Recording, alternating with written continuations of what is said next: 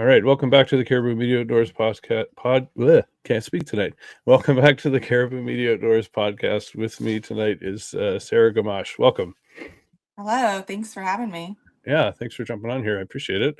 I was trying to think about when I first found you online. I can't remember. One of the things was I think you did a New Zealand red stag hunt. Was that with Brandon McDonald? Were you guys at the Yeah. same place at the same time? Yeah, Yep. Brandon came on one of my group hunts. That was 2 years ago, I think it's been now. Okay. Yeah, that was an awesome trip. Him and I actually have another hunt we're going to do together in 2027. We're like doing all our bucket list hunts together, I guess. It's working out that way. We're doing a brown bear hunt in Alaska, Oh, amazing. archery. Yeah. So he's an awesome guy, and I enjoy him and hunting with him. And so we're looking forward to doing that one. Yeah, it was definitely before that, but anyway, that doesn't matter. I usually like to start asking people, do you remember the first time you picked up a bow, and what was that like, and how did that kind of transition into bow hunting for you? Yeah, the first time I really haven't been doing it as long as people think I have. It's only been 7 years, maybe Okay. 6. I've hunted for a long time since I was 11, and I actually continually downgraded as I got older. So I started rifle hunting when I was 11, and then I started muzzle loading when I was probably like 15 or 16, and I really fell in love with that. And then I didn't pick up archery until, oh gosh, I'm almost 40. So yeah, 6 years ago. So like once I was in my 30s. Okay. Um, and I did go buy a bow with the intention on hunting with it. I knew that that was going to be my goal. I fell in love with it immediately. I was addicted to it. I was shooting in my backyard until dark, for hours. Or my husband's like, "How much longer are you going to stay out there and shoot? Like you're a crazy person." Can't see. Um, Yeah. yeah, but I'm just the personality that I have is when I dive into something, like I just go all in, and I always want to be successful at what I do. Like failure terrifies me. So I, Mm. applied those things to archery where I wanted to do it the right way and I wanted to be good very quickly and be successful. And I thought maybe it would take me a year or two before I felt comfortable hunting, but I actually shot my first animal with a bow about 6 months after I had purchased the bow. So pretty Wow, quick. Yeah. that's amazing. And a lot of people, they see all the stuff on Instagram, but they don't realize you're also an entrepreneur and you own businesses, and that's what you're doing for a living, right? Do you want Correct. to talk a Yep. little bit about that? Yeah, I own several businesses. So I went to school for business and marketing. That's what my degree is in. And I did have a couple jobs out of college where I was working for other companies. And when I was pregnant with my daughter, so when I was about 24, 25, we were living on the East Coast because my husband's military, and that's where we were stationed at the time. And I went to an elective ultrasound place to find out that I was having a girl. I was able to find out really early in the pregnancy versus waiting for my doctor's appointment, which usually happens at 20 weeks for most women. And so I went into this privately owned business and had this experience and thought, well, this is really cool. This is a great business idea. And being from Washington, I knew that we didn't have those types of places in Washington State. So I told my husband, eventually when we get back to Washington, I would like to open one of these studios. And of course, he thought I was crazy because I didn't have any experience doing ultrasounds. I'd never Right. done an ultrasound in my life, but my business mind was looking at it as this is something that can be successful. This is something we don't have at home. Ultrasounds, whatever, I'll figure out how to do the ultrasounds. The Oh business yeah. part is usually the hardest part for people. Getting out of their comfort zone and gaining the courage to start their own business is very intimidating. That's a big step for a lot of people if they're used to working for someone like a 9 to 5 job. So a few years went by. I ended up having my son, and we moved to Washington at that point when my son was about a year old and my daughter was about 4. And I said, okay, I'm ready to start this business. And everyone thought I was crazy, my family, like you don't know how to do ultrasounds. But I bought an ultrasound machine. I taught myself how to do them. They're non-medical, so that's the nice thing is that's why I didn't have the obligation to have to go to school to do ultrasounds, is because it's just getting pictures of people's babies for them, like keepsakes. It's not, Right. checking the health of the pregnancy type thing. So in Washington, there's no laws around me being able to have this business. in that regard. So yeah, I started that. That was 10 years ago. And that was when I was raising, my son who was a year old, my daughter who was 4, and my husband was on a pretty busy deployment schedule. So he was leaving every 6 months. He was 6 months on, 6 months off. Wow. And I was starting this business basically as a single mom. Luckily in Washington, our families are here. So I had a lot of help from my mom and my dad watching the kids for me. I was working 7 days a week doing that business, like just pouring my heart and soul into it. So I did not have a life for a long time for the first few years of getting that up and going. Mhm. Um, Now it's to the point where it runs itself. I have a great employee that she pretty much does all the ultrasounds now. I go in the office maybe a couple of days a week at the most.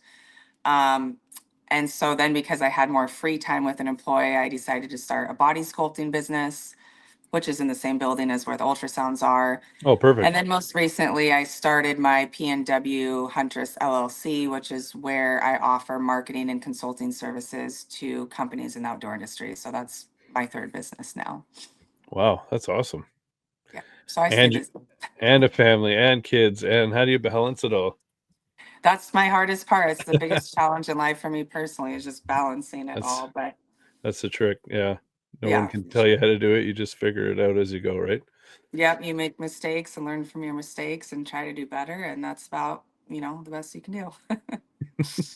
And then you is it which came first, the compound or the traditional bow? Compound. Yep. Compound. Um, yeah, I started traditional archery maybe a year and a half to 2 years, maybe. I killed a ton of stuff in the first 2 years with my compound. I went to Africa, which is a very target rich environment. So I got to shoot a lot of animals there. I went to Texas, shot some animals here at home in Washington. I shot a blacktail, and I was really looking for that next challenge. My archery coach is Joel Turner. He's Mm, big in the traditional world. In fact, he pretty much almost exclusively shoots recurve. So whenever I was going over to his house to work with my compound stuff, he was always like, "Come on, try the recurve." So he kind of talked me into it, twisted my arm, and then of course I fell in love with that. And so now I do both. yeah, he's great. He's coming on next week. Oh, funny. Yeah, Is it? I Yeah. always joke with them that we do the podcast around the same time. Back to yeah, that's Back to good. back. It's usually because I'm always bragging about him, talking about how awesome he is. And then they're like, "Who is this Joel guy?" If they don't know who he is, we need to get this guy on here. And then they Yeah. call him. He gets Yeah, on. his But you probably obviously already knew who Joel was, it sounds like. You I do, yeah. His yeah. we both share a similar profession. He's retired now, but I've had a lot Mm, of police training with firearms, and when he came out, talking about it, just a lot of the stuff that he was saying echoed with me with some of the training that I had learned, but it wasn't the same. But I hmm could I could understand where he was coming from, and a lot of people pull through their shot. They keep pulling, pulling, pulling until it goes off. But I was so used to the slow trigger pull that's Yeah. how I did it. It's just to get the surprise release, and so I gotta I gotta show this to him, and he's here. But I found this. I'm like, I bought your first book. Ah, I have that book too. That's funny. So yeah, it's gonna be good. But Awesome. I'll have to so listen to that. so he was your coach, you're saying, for Yeah, recurve he's a or for friend of every mine, and he lives down the road. We're from the same small town. nice. And Joel, if people don't know him, and his whole family, Bodie and his wife Sarah, they are just the best people, most genuine people you probably ever know in your life. Give you the shirt off their back. So it's like at any point I could text him and be like, "Hey, I'm having trouble with this," and he'll just be like, "Come on over, like let's work on it. I'll help you fix it." Just one of those people that wants to help people be better. He's done a lot for the archery community. So yeah, I spend a lot of time over at his house. Hmm. So at what point, at what stage in the game did you get the urge to travel to hunt? Because I know there's a lot of people, well, everybody's different, but some people they stick to one animal for their whole life, or they do whatever's around them and that's it. What was it that what was the driving force for you to start traveling to hunt? It's a great question. I had this on my other podcast I did recently, so I kind of know how to answer it.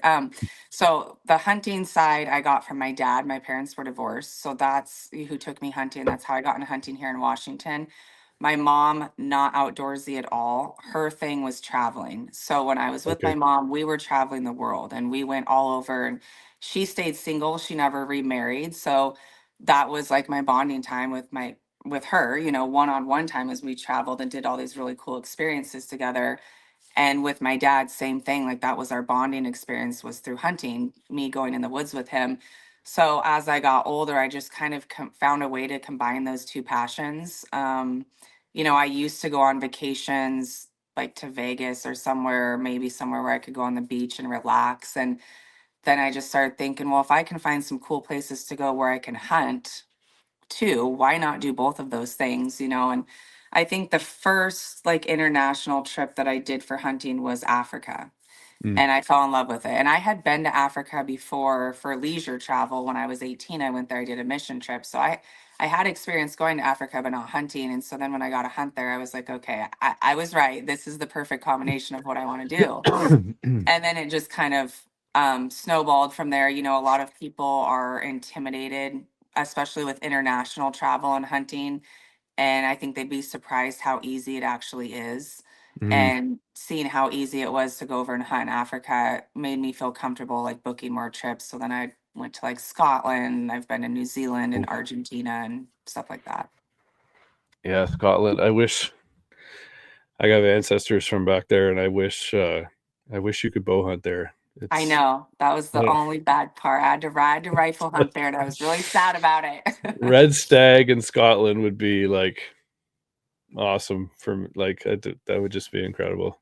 But Yeah, it is still worth it doing it with a rifle. Like even if you are exclusive archery, I would say it's still worth the trip doing, even though you have to rifle hunt. It is an amazing place. And what's funny, you say you have ancestors there, because I felt like this deep rooted connection when I was there. It was like this weird feeling I can't really yeah. explain that I never had on any of my other trips.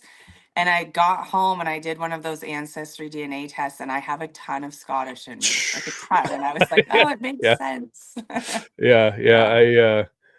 So my grandfather did our family history back, I don't know, a couple hundred years, and I've never been, but my last name's Mackenzie. Like we're from like Uh-huh. it's the Scottish name as Scottish as it comes, and then we I've got like our family crest tattooed on my arm, and then Oh, cool. my wife and I go to do the 23andMe thing, and she's like, "Wouldn't it be funny if you had more Irish in you than Scottish?" Have you taken the test yet? We have, and Okay. it's everywhere. It is like it's mainly Scotland and Ireland, but she's like, "Oh, see, I told you, you got more Irish in you." I'm like, "No, it's both. It's both. It's both." Both. That's Yeah, funny. yeah. It doesn't hunting rifle bow. It doesn't matter. It's just I started with a rifle. So I got into it kind of late. I got into archery when I was like 7, and then did a little bit as I was growing up. And in high school, we had a archery team, so I joined that, and we were shooting recurves for that. And then in my 30s, I moved to the country, and you go coach your kids' hockey team, and the other two coaches are hunters, and like everybody out here is hunting, right?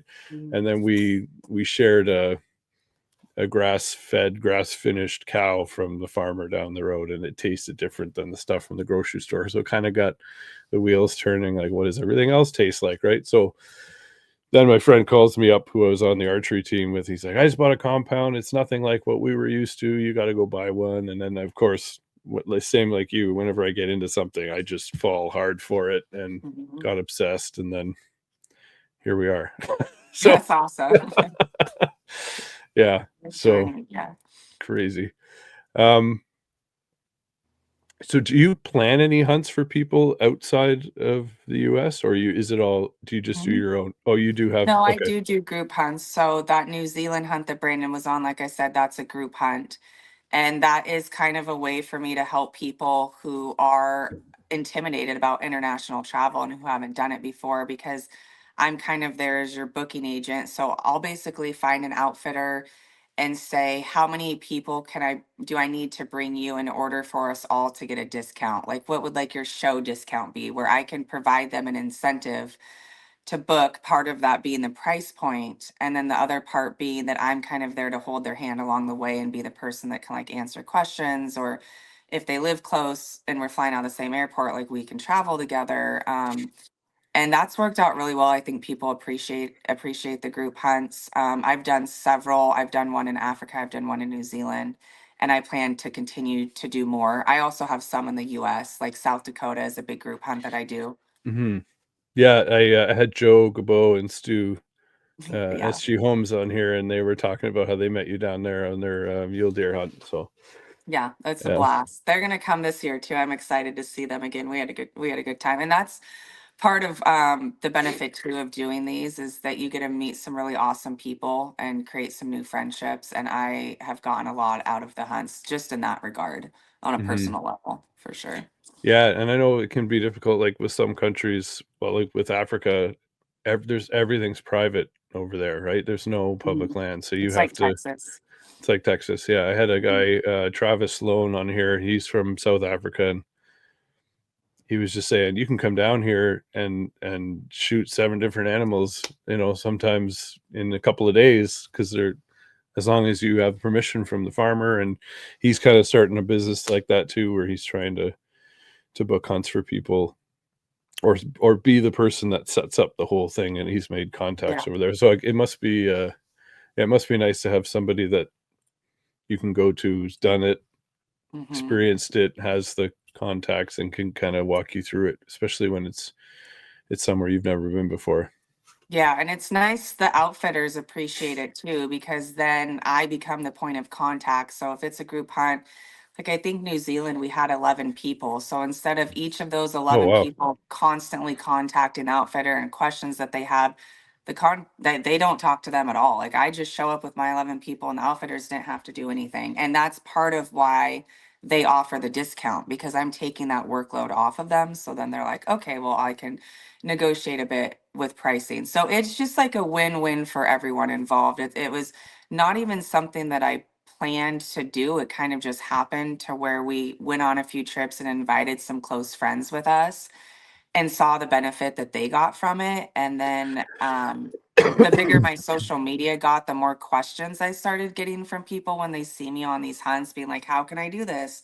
So then I kind of just had the idea, well, I'll just start inviting people, and it just escalated from there. And so I try to do like at least 2 group hunts a year. And do you have the same outfitters that you're constantly going back to, or do you try different ones, or how does that normally? I try to stick with the same ones, and I really try to make sure that it's an outfitter that I have hunted with first, that I have personal experience with, because I don't want to take a bunch of people and have it be a bad experience, because that reflects on me as well, and I Hmm. don't want that for anyone. So the only time I've done a hunt where I hadn't been to the outfitter was the New Zealand one, but Okay. I did a ton of research and I knew a lot of big name people went there, like a lot of like your hunting celebrities. That's the outfit that they go to. So I knew that it was a reputable place. But for the most part, I like to have had my own experience before I do the group hunt.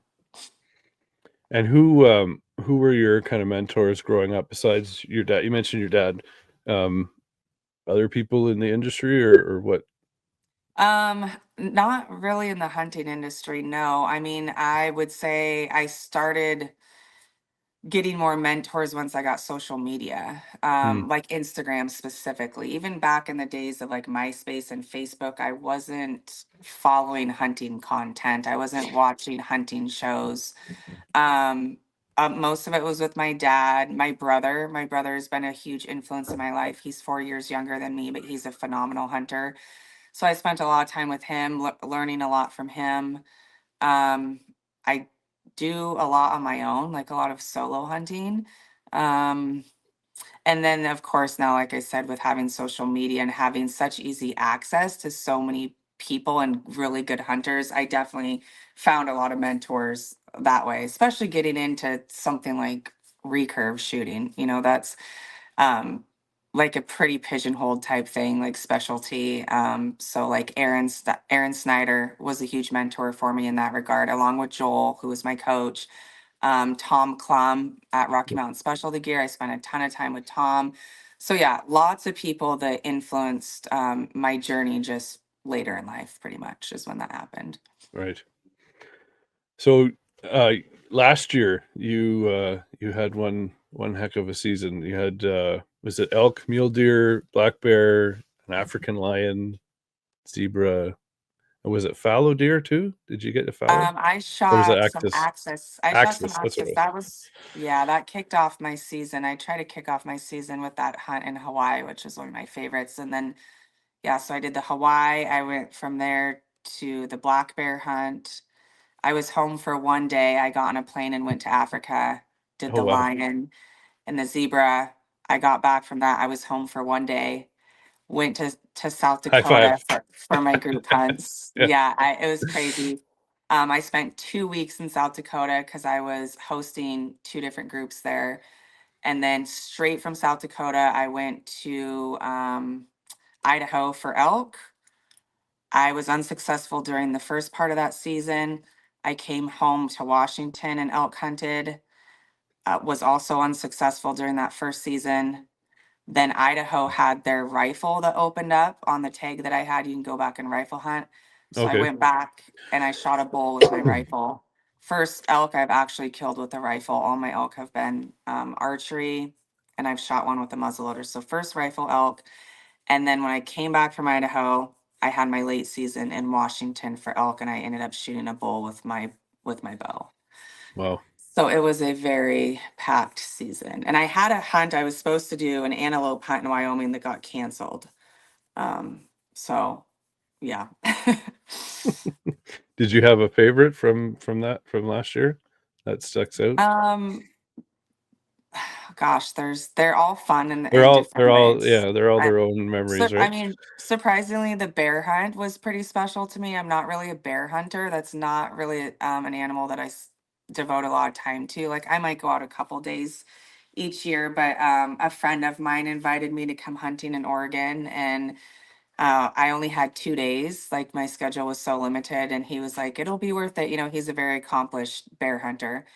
So I knew I had a good chance if I went out there, and, so I shot this bear, and I think I have to get it officially scored, but it might be the new record for Oregon. No way. So it was just like a pleasant surprise, Huge. nothing that I would have ever expected. I'm just like, oh, it'll be fun, little 2 day bear hunt. And then I got this massive bear. And so it's pretty exciting.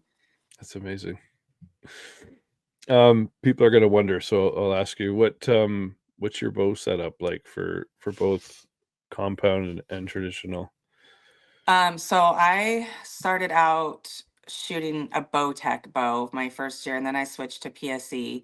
So all of my hunts, for the past 5, 6 years have been with PSE. I love carbon, so I have always shot their carbon bows. So I think I started out with like their Mach 1, shot their Mach 33, their Mach 34. Um, I change my setup sometimes depending on what I'm hunting. So like my Cape Buffalo hunt, I had to get up to 75 pounds for that, Mm, with like a 730 grain arrow. So over the years, I've had to play with and change my bow setup depending on the animals that I'm hunting. But for the most part, I'm shooting like low 400 grains for total arrow weight. Always pretty much shooting a carbon. Standard weight for me is like 60 to 65 pounds. I've got a pretty long draw length. I'm 27 and a half. So, I get pretty good penetration with that setup. I've usually always shot victory arrows. okay. For broadheads, I shoot a really cheap Chinese broadhead that you can get on Amazon for like 50 cents a piece. Oh, And it's really funny because everything else, all my gear, all my archery stuff is very high end. Like I yeah. invest a lot of money to have really good gear. And for what some might think is one of the most important things, like having a good broadhead, I have found this broadhead that works, and I have shot over 60 animals with it. They have never failed me. My husband shoots them, my brother shoots them, and I'm probably never going to change them because if it's not broke, don't fix it. It's a 3 blade fixed broadhead. Okay. I've never shot expandables. I don't know that I'm gonna ever try that. Because like I said, what I've been doing's been working so far. For this year, I am switching to Hoyt. So Okay. I'm going to be shooting their RX9. That's on the way. I don't know when it's gonna get here, but My first hunt this year is supposed to be a cat hunt in Idaho, and that can Mm, happen anytime in the next month and a half, pretty much.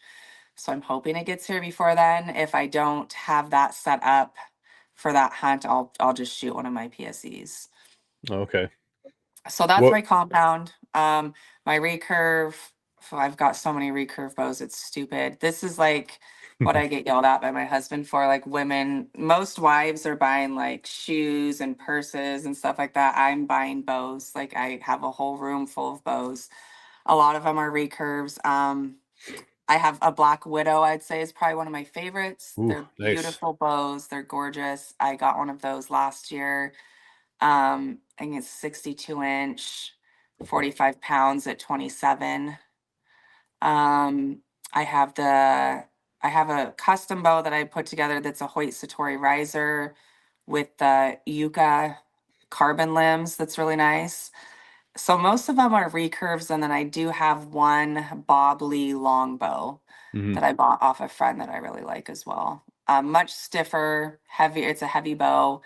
It's pretty hard for me to do a bunch of reps with that in the backyard because my shoulder starts to hurt after a while. Yeah, yeah. Um, but yeah, I love hunting with the recurve. Like on some of these trips, I'll actually take my recurve and my compound, Mm-hmm. like South Dakota, because there's times where you could get like 10 to 20 yards from a deer. And if I have my recurve, I'll try to shoot with my recurve. If it's a huge buck and it's 60 yards, I'm going to use my compound. So I'm not to the point where I've decided like, oh, I'm exclusive recurve. I Right. still like to actually kill shit. So I bounce back and forth. Yeah. Yeah. I always see my mouse hovering over a purchase of like a Hoyt Satori or something like that. Like I can see myself getting back into that side of it. I don't think I'll ever not shoot a compound, but I'm Yeah. definitely interested in getting back into the recurve stuff. That's awesome. Yeah, it's Uh, addicting. yeah, yeah, it definitely is for sure. Have you noticed like an influx of women hunters in the space, or do you get a lot of comments or questions from people from women that are getting into it? I've seen there's a lot of Yeah. women only hunting courses and stuff. I think it's great. Mhm. Have you noticed like more people getting into or more women getting into it since you started? Yeah, definitely. I mean, according to statistics that I've read that companies have done with market research, allegedly women and children are the only two growing demographics. They're continuing to grow in the outdoor hunting space. So I think that's pretty cool. And I think personally, social media had a lot to do with that. Kind of like going back to what we were talking about earlier. I didn't have a lot of female influences because social media wasn't that big of a thing. And in my small town that we lived in, I was probably one of the only females that hunted. And if there were others, there was really no way to know who they were unless you personally knew them. Where now with Right, social media, that opens it up to see who all the women hunters are. And I think it makes it more feasible and attainable for women that maybe used to be like intimidated by it. Because for me, hunting was never intimidating to me because I started so young and my dad took me. But I will say that getting into archery was very intimidating because right, that was kind of just deemed like a man's thing to do. And I just had it in my head that I was never going to be strong enough to pull back a bow. I was just never going to be skilled enough. And that was out of my realm. And there were women online that I saw that were doing it. And I was like, well, shit, if she can do it, I can do it. And it just gave me that confidence that I needed to go out and buy a bow. And then lo and behold, like I'm great at it. And there's a ton of really awesome female bow hunters out there. And even working with Joel and his whole hmm, shot IQ, he actually says women are more accurate shooters, just scientifically how our brain works. And he goes really deep into all that. He understands, all the scientific background. And when he's on here with you, he'll be throwing out all these crazy big words, and you're like, "What the hell is this guy talking about?" But he knows his shit. oh yeah, He has studied this stuff, and he says, "Sarah, women are just naturally better shooters because of how your brain works." So I think that is one of the major benefits of social media is that it has given women a platform to show that, hey, we can do this too. This isn't just a man space. Hmm. And then also, like you said, there's now so many more resources as far as like retreats and events that are just for women. And I think that's very important to have because there are definitely women that learn better from other women. Hmm. Um, like for me, that's never been an issue. Like I don't mind having a man teach me, but that's not the case for all women. They want a female instructor. And so at these events, it's all female instructors, which is great. um it's good for bonding. Like there's just a lot of friendships that are formed and a lot of like mentorship type programs that stem from it, where you're not just going to this weekend course and learning for those 3 days. You're actually creating friends and resources that you take with you that last forever. I still have women that stay in contact with me that if they need help with something, like I'm there for them, to answer questions and help them in their journey with archery.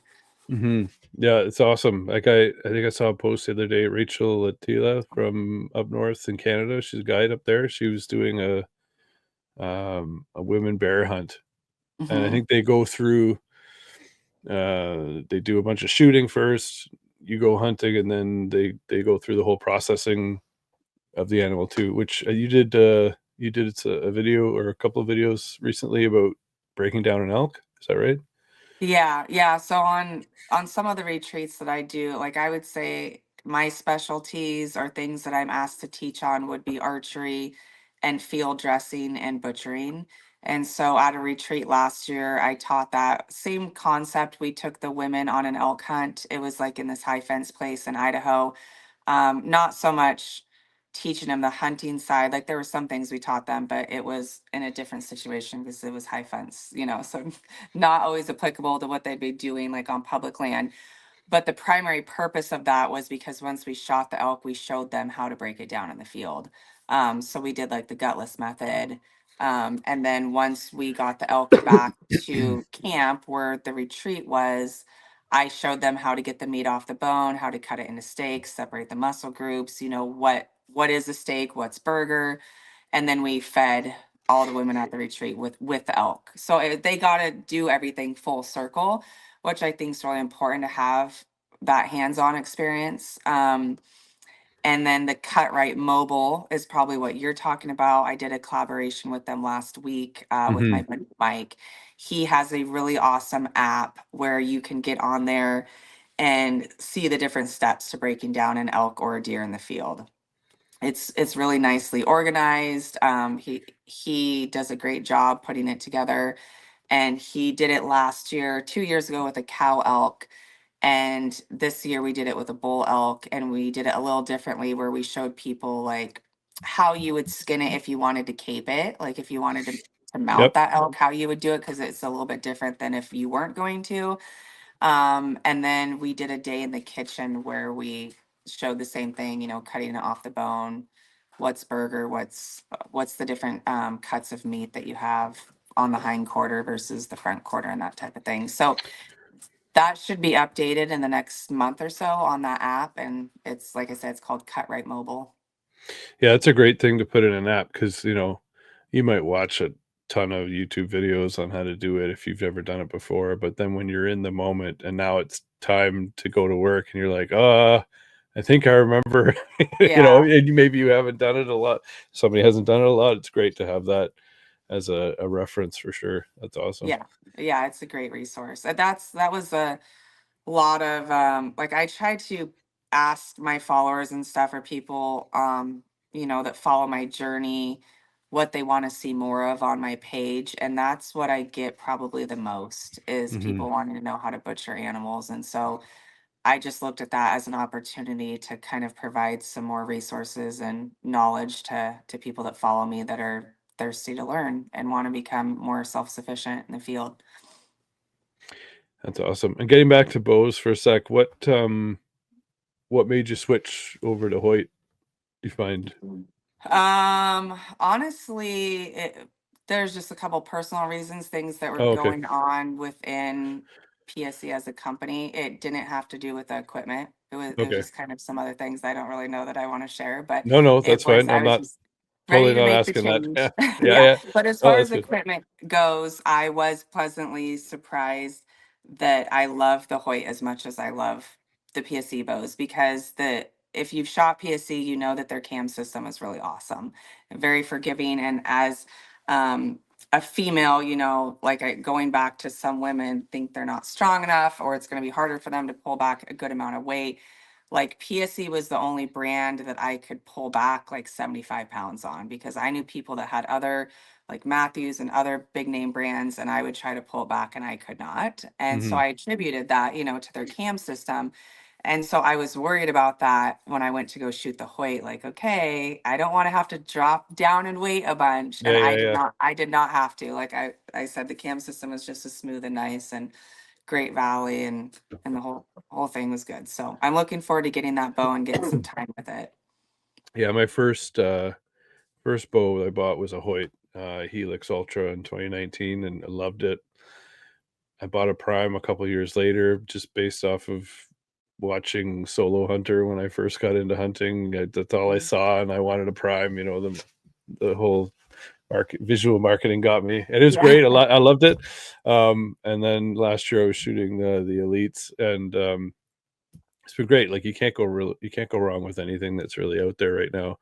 Yeah. And I was down. I'm in Ontario in Canada, but we drove down. A bunch of us drove down to Pennsylvania for TAC last year, and we were on the practice range. We bumped into Evan Williams. We started talking to him, and then we go over to the Hoyt booth, and they're like, "Oh, would you like to try out one of the new bows?" And at the time, it was the Alpha X and the RX8. And I'm right-handed, but I'm left eye dominant, so I shoot left. Okay. And there's not a store anywhere that I can find that has a left-handed bow in stock. So whenever I go to buy something, I basically pick up the right-handed one and be like, okay, sounds good. Let's go. Oh gosh. It's terrible. What a So bummer. when we were down there, they said, oh, they're like, oh, come on over. Here's a hat. Do you want to shoot one? And I said, yeah. Do you have any lefties there? And they're like, oh, yeah, yeah, yeah. Set it all up. And I remember, well, this is now years ago with the 2019, there was a little bit of a hump when when the cam rolled over, Hmm. and it was a little bit spongy, but I still like this. I'm not saying anything negative about it. But when I shot the new ones, I was like, what did they do? Like, this is completely different. Right. Yeah. And I literally just bought that one, and I was like, oh, see, this is why I need to shoot stuff before I get to Yeah. it was like I could close my eyes and I couldn't tell the difference between the the aluminum and the carbon. They were so close. Mhm. It was amazing. And I love the fact that they're going to a lot of the companies now are going to the modules, so people who might have a shorter draw length or might shoot a lower poundage are still getting the maximum, you know, The potential. efficiency of it. Yeah. Yeah. Agreed. Yeah. And that helps too with women, because they in general have shorter draw lengths. Just want to take a quick break to talk to you about a couple of things that I've been using that I think might benefit you. One is this Numa Outdoors gear. This is in their Kaza OV pattern, which is great whitetail pattern when you're up in a tree in the fall and late season. They also have a Kaza pattern which has more green in it, which is good for spring through to the fall. Numa has given me a code to give to you of Caribou Media 20, which will save you 20% at checkout. Another product here that I've been using for years now is the Bulldog targets. This is a Canadian made target. They're made in Manitoba. They have a lifetime warranty. I've used that warranty twice now on a couple of my larger targets that are outside. It's very simple, very easy. These targets are 2-finger removal every single time, which is incredible. Field point only target. Bulldog's been gracious enough to give me a 20% discount code to give to you at checkout. Use code BD20-Caribou-Media. That'll save you 20% on these awesome targets. Now back to the show. Out of all the animals you've taken, do you have a favorite that you like hunting year after year, or do you like switching it up? Um, no, elk for sure is my favorite. That's, I've hunted Roosevelt elk my whole life. Mm. Black-tailed deer. I used to be really passionate about that, but now that I've gotten more into hunting other species and getting out of Washington, like the black-tail kind of fell to the wayside. They're pretty hard species to hunt. And I really have fallen in love with access deer in Okay. Hawaii. Like I mentioned, that is a They're fun quick. hunt because it's spot and stock and it's target rich environment. It's like action packed all day long. Like you're just doing stock after stock after stock. And it's kind of the same with South Dakota mule deer. I fell in love with that hunt for the same reason. It's really hard where I hunt, it's a target rich environment. I don't know how much Stu and Joe talked about it, but like the place that we go, like there's an ungodly amount of deer. Like it's stupid. It actually makes it really hard because there's so many deer, like, and there's no Yeah. cover that it's like impossible to put a stock, but it like nonstop action all day. So Yeah, I Joe. would say top three. Did he talk about it? Oh my God, his story. He's like one of the best storytellers. I think he was talking about, being sick at the time and they had to Mhm. run and he was like, and then he said he shot it and he wasn't 100% sure of the shot, but the guide was like, "Oh no, you smoked it. It's great." And then he said, then they got up to it and he went to go get closer to it and it jumped up and it kept running away. And it was like, what? This has never happened before. Oh my He had to gosh. shoot it again. And he's like, like just their will to live was just incredible down there. But Yeah. he Yeah. said it was a blast. I was bummed because they came in the second group, so I had already been there, and I actually got there before the first group even came. So by the time they were there, I'd been there for like 8 or 9 days. And then I stayed like 3 or 4 of the days into their group. And I had to leave and come back, probably get ready for my next trip to go to Idaho. And only about half the group had killed animals at that point. And then it was Mm. like as soon as I left, everyone shot animals on the same day. There was like 4 or 5 of the hunters that all got something. And I was so bummed because I love like being a part of that excitement and like when they get back, from I'm not always out in the field with them, but when they get back to like the ranch to like hear about the hunt and see the deer, I love that stuff. So I did not get to see Joe and Stewart's deer that they shot and just got to see the pictures and stuff. But I'm hoping I get to go out on the field with them for a couple of the days this year because yeah, they're hilarious and we have a good time. Yeah, Joe was like, oh, he's like, we shot mine like right at the tail end of when we were supposed to get ready to go, and it was like the last day, and he's like, he was thinking in his head, shit, this is gonna be the second time Stu's been fucked out of filling his tag on a group hunt that they've done, and he's like, oh no, we can go. He's trying to stay all positive, right? Let's go, and they ended up finding one, so that was great that they both, Yeah, yeah, they they both had had a a good blast. guide. Yeah, I think they went out with Trey, who he's one of the best guides over there.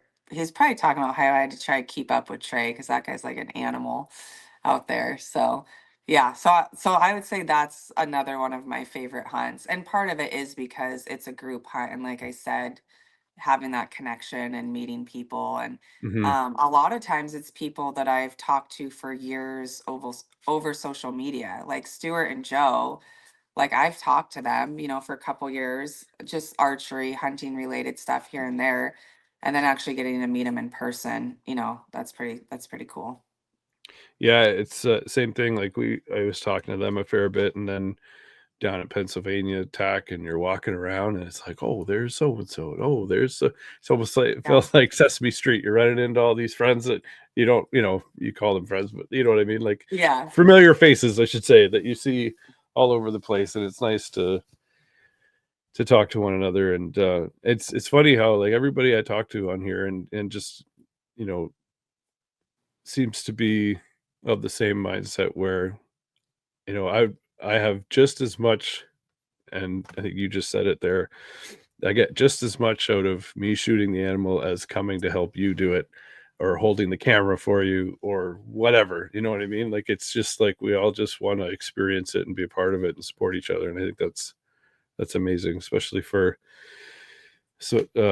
this small community that we are. Yeah. No, I think that's one thing that makes us really unique and special. And I 100% agree with you in all of that. Yeah. And you know, social media can be a deep rabbit hole to go down, but there are positives and negatives to it. Obviously, you get to meet people. This would never happen without it, but there's more positives than Yeah. negatives mostly. Yeah. Yeah. So I agree. Are you going to the Hunt Expo? coming up. This starts this week in Salt Lake City. No, Mm. unfortunately, I have to. I need to start getting out to some of the shows down there because it seems like such a great time. It's like is that the Western Hunt one that you're talking about? Yeah, Yeah, yeah, that's it. That's probably like one of one the of the main best ones. ones. And Yeah, that's kind of like what you're talking about, where you get to see everyone that you talk to, throughout the year on social media and just make that connection. So we're gonna go down there. We're leaving on Friday, oh just go nice. for the weekend. And my husband hasn't been before, and I was joking with him because whenever I go to these things, that's the first question I get is, "Where's your husband at?" Because everyone wants to meet him, and so he's gonna get to experience it this year That's for the good. first time. So we're looking forward to that. Is he still going on deployments like that, or is he out now? He doesn't have to do any more deployments for the army. No. Oh, So that's good. he just finished his last one. He was actually gone January through July last year. Um, so like when I went to Maui, he was deployed. I took the kids with me and hired a nanny to come. So Hmm. we were in Hawaii for like a week, but for the time that I was hunting there, she was with my kids, taking them to the beach and stuff. And then after the 2, 3 days that I hunted, then I was there and did stuff with the kids so that we could kind of have a family Like a vacation. family trip. That's nice. Yeah. Yeah, and that's what's nice about Hawaii is like I always tell my guy friends, like if you have a wife that isn't into hunting or bitches at you for leaving to go on hunting trips, go to Hawaii, hunt access deer. It's one of the Yeah. funnest hunts you'll ever do. You can take the wife and then you can just like have a little family getaway. So Isn't there more access on the island than than people? people. Yeah. I think it might be Lanai, that might be the Oh, case. that's what it is. Sorry, Lanai. Yeah. Yeah, Maui, there's still a lot. I mean, it's an invasive species and they're creating a lot of damage. And, the state's trying to come up with different ways to like exterminate them. I don't know if they're going to get to the point like in New Zealand, they do this with some of the species there where they do like mass poisoning Oh my of them, God. or they get in helicopters and they'll just shoot Shoot them by them. the hundreds. So I hope Hawaii doesn't have to get to that point, but they do a lot of damage. So it's pretty So, sad. getting back to the traveling and hunting, I know Africa, it's not like you don't buy a tag per se. Is the tag system more popular around the other places that you've been, or is that more of a North America thing? So for all the international hunts that I've done, the outfitter has always taken care of the tag and license Hmm. situation, or I've never had to independently go figure out how to buy it. So that's nice. With the exception, it was a little bit more involved with my lion and my Cape Buffalo because the country of South Africa actually has to approve you to do that hunt with a Oh wow. bow. So my outfitter had to like turn in my resume. They have to know all the specs of like my setup. There's regulations on like the minimum poundage you have to shoot, minimum arrow weight. So that is, I would probably say, the most involved process for those two species in South Africa that I had to do. But all the other stuff is really easy.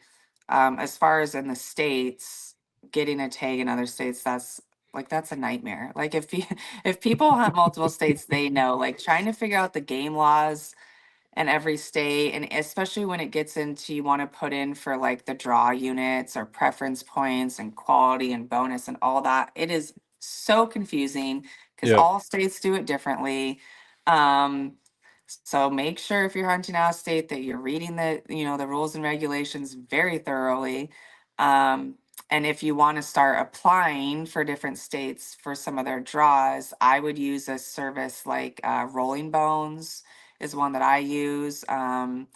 What's another one? Hunt and Fool. There's a Hunting bunch of full. Yeah. companies out there that are kind of like a white glove service that you go in and you create like a dashboard and you say, I want to hunt these states, I want to hunt these species, this is the weapon I want to use. And they will go in and help you Go. either book those hunts with Yeah. an outfitter, yeah, Yeah. or Yeah. how to apply. Like they make it really easy. So if That's that's awesome. part of what's intimidating for someone is how complicated that is, that's always what I recommend is to work with one of those companies. And they're pretty dang cheap. Like it's a really affordable. it's a lot cheaper than if you try to do it yourself and you go make some mistake and break some law in Oh, another state. You know what I mean? yeah, nobody wants that, right? Yeah. Yeah, yeah, it's a lot of the hunting in Canada too. Like you have to be like I went out to BC a couple years ago. My wife's cousin is a guide out there, so she surprised me at Christmas time. We were like Christmas shopping, and she said, "Oh, I have to tell you this now because you have to change your holidays at work, but you're going elk hunting with Daniel in BC." Oh, And I thought she was kidding because oh my they were here for a family reunion and he wasn't a guide and he wasn't into hunting at the time. It was like years before. I'm like, come on, don't do that. You know that like I really want to do that. Like don't joke around like that. It's not nice. And she's like, no, I'm serious. Like he's a guide. He works for Finley River Outfitters. He's doing it now. It's all set up. You're gonna fly there. It's gonna be great. And then like the wheels starts turning in my mind because I have to be prepared. So it's like I need a backpack. I need Yeah. better hunting gear. I'd love to upgrade my rangefinder, but I can't because I got to buy shit I don't even have yet. Right. Like it's just, my Yeah. It's mind was just, overwhelming. and then it gets closer to the time. And I was like, if I fly over there and like my bow doesn't show up, like it's over, like game over. Right. Like I started Yeah. panicking. I'm still thinking like that. And she's like, okay, well, why don't we do this? Why don't I drive? I wanted to kind of experience the cross Canada drive too. Mhm. So she's like, why don't I drive out with our daughter? We'll get a little, girls' road trip together. You guys fly, my son and I will fly over there. We'll hang out as a family. They'll fly home. We'll go hunting and then we'll drive back. And so that's what we did. There you go. It was Yeah. it was incredible. And just to Did you see get out? no, I had a couple of encounters. None where we were like they were coming out, but then circumstances kind of like we were really really really remote. We were like 17 hours north of Vancouver, and then we drove another 8 hours north of there. So in 8 days, I think we only saw three other people, and Wow. one of them worked for a forestry company that was looking to find an area to cut down more trees. Anyway, yeah, we just we had an awesome time. But I remember being on the phone buying my tag, and she's like, "You sure you just want an elk tag? We got other stuff in season here." I'm like, "I know, but I got like 8 days, and then we got to drive 4 days home, and the school's already told me if I'm a day late getting my son back, he's probably going to get kicked out of school." Like Oh I didn't want gosh. I didn't want to get sidetracked going Yeah. after a bear or whatever. And then we pull into where we're going to camp, and this huge black bear walks out, and Of Daniel course. just looks at me. He's like, "You had to just get an elk tag, right?" Oh man. Yeah, that's how it goes. Yeah. So, Oh. do you have any trips you're looking forward to for this year? For Booked this already? year, we don't have anything too crazy. That cat hunt, if it ends up happening, I'm looking Hmm. forward to. That's kind of been a bucket list of mine, and I was supposed to do that last year, and we didn't get the weather at the right time when we needed it. So I'm kind of on call for when we get some snow and we can cut some tracks. I can drive over there and do that. Um, yeah, I don't have anything new and exciting that I haven't done in the past, but you never know with me. Like I add stuff I'm kind of like a yes man where if someone's like, "Hey, you want to do this?" I'm like, "Yeah." Absolutely. I have I'll get FOMO, like fear of missing out. So I just say yes to everything. My husband hates it, but he lets me do Before you look at whatever the he wants calendar, just sometimes. say yes. Yeah, I'm like, I'm free. I'll make it work. So who knows what could come up? I have people that invite me to stuff last minute, and that's what's nice about where I am in my life right now, where my kids are at an easier age. My son's 10, my daughter's 13, Oh, and nice. my Yeah, businesses are, kind of running themselves, or I have people that are running them for me.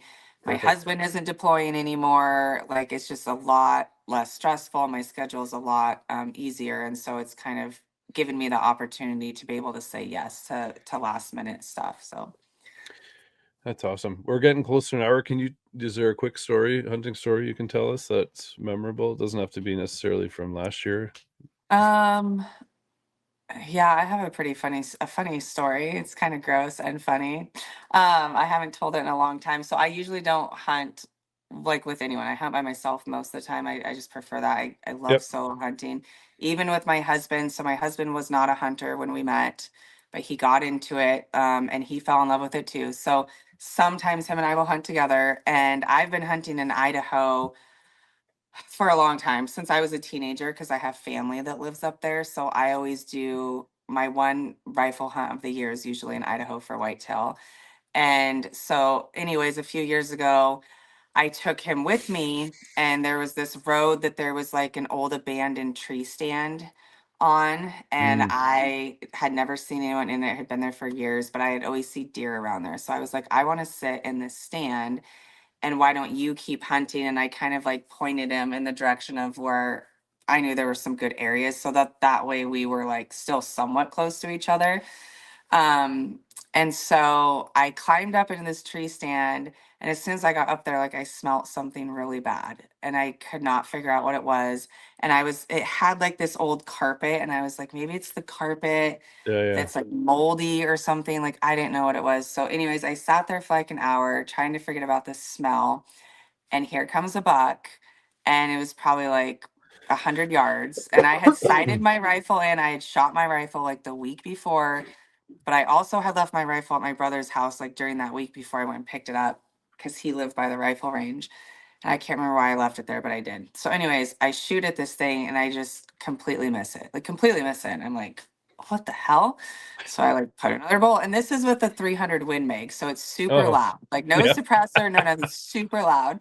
yeah, So then I shoot at it again, yeah. miss it again, and I'm like, what is going on? I'm like resting like on the little like bar on the stand, so I'm like completely calm. I'm going through my shot process.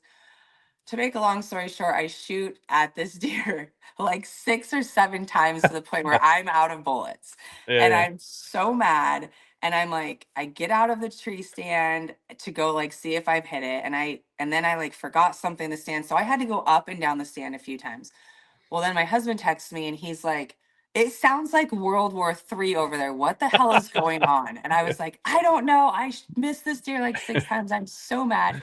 And he's like, well, there's no point in hunting in this area anymore. Like you blew You every animal just out in like yeah. 6 miles. So he's like, I'm going to hike my way back to you. I'll look at your gun and figure out what's going on. Cause of course I'm like, it's gotta be the gun.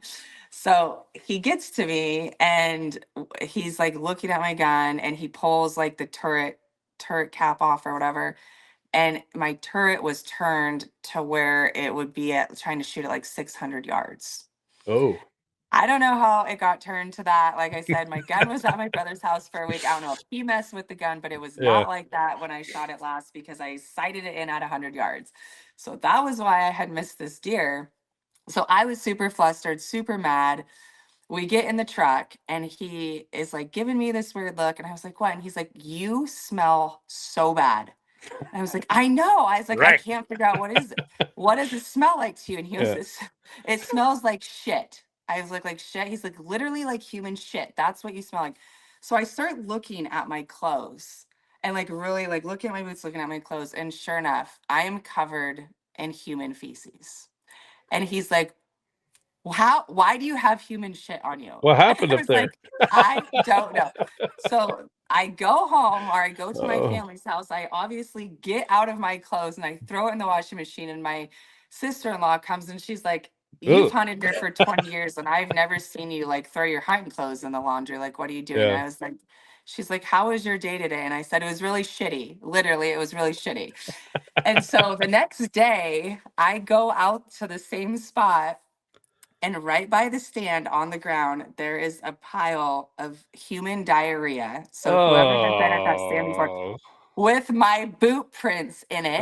oh, So yeah, I had stepped in this and then gone up and down the tree stand ladder yeah. multiple times and had human shit Everywhere. that I was covered in. And so Amazing. yeah, that's probably one of my worst days in, in the woods of I'd say so. what has happened. But everyone gets a really good kick out of it. It makes for a good story. My husband loves to tell it. That's So awesome. yeah, It's not yeah. a shitty story at all. It's a great Not story. a shitty story.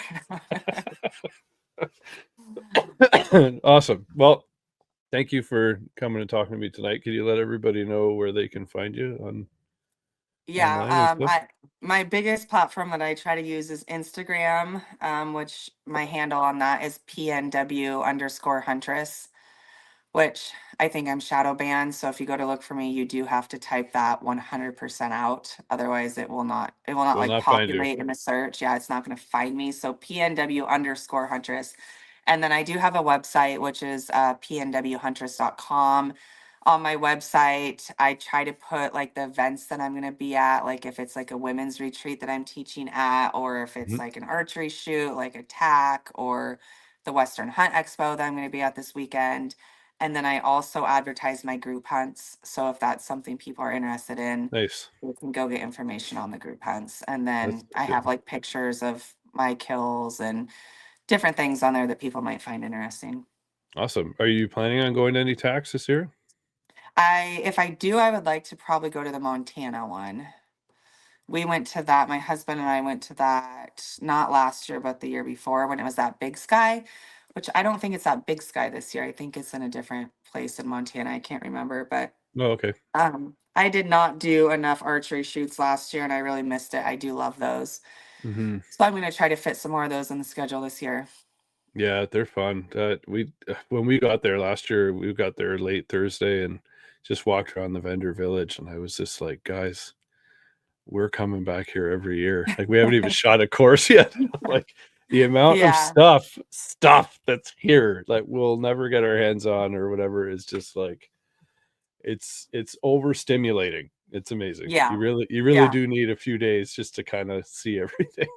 Yeah, those events are a lot of fun for sure. They usually have like a film festival and they'll have like an elk calling competition. They have stuff going on like all day, every day. So Hmm. if you're not on the mountain doing the shoot, like there's plenty of other stuff to keep you busy. And like you said, check Tons. out the vendor booths and support the small businesses and all that good stuff. Yeah. Awesome.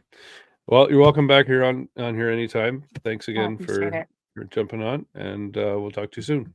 Yeah, thanks for having me. Thanks.